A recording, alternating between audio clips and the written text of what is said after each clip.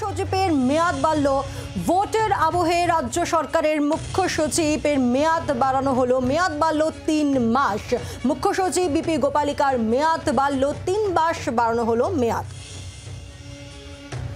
আমাদের প্রতিনিধি সুতপা সেন রয়েছেন আমাদের সঙ্গে। সুতপা, তাহলে ভোটের আবহে মুখ্য সচিবের কার্যকালের মেয়াদ বৃদ্ধি হলো?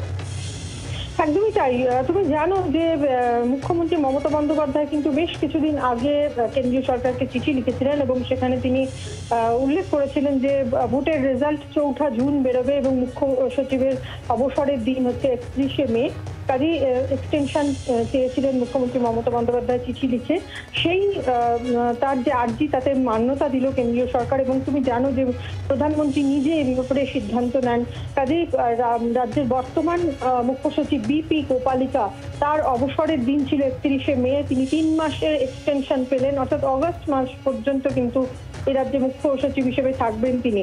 এবং সাধারণভাবে কিন্তু 6 মাসের এক্সটেনশন হয়, 3 মাস প্রথমে এবং তার পরবর্তী সময় আরো 3 মাসের জন্য এক্সটেনশন দেওয়া হয়। এক্ষেত্রেও কিন্তু তেমনটা হতে পারে ভবিষ্যতে। তবে বর্তমানে যে চিঠি এসেছে কেন্দ্রীয় সরকারের তরফ থেকে, সেই চিঠিতে উল্লেখ করা হয়েছে যে 3 মাসের জন্য তাকে এক্সটেনশন দেওয়া হলো। তোমার মনে থাকবে রাজ্যের প্রাক্তন মুখ্য সচিব তারও এক্সটেনশন চেয়েছিলেন মুখ্যমন্ত্রী মমতা বন্দ্যোপাধ্যায় এবং তাকেও কেন্দ্রীয় সরকার কিন্তু এক্সটেনশন দিয়েছিল।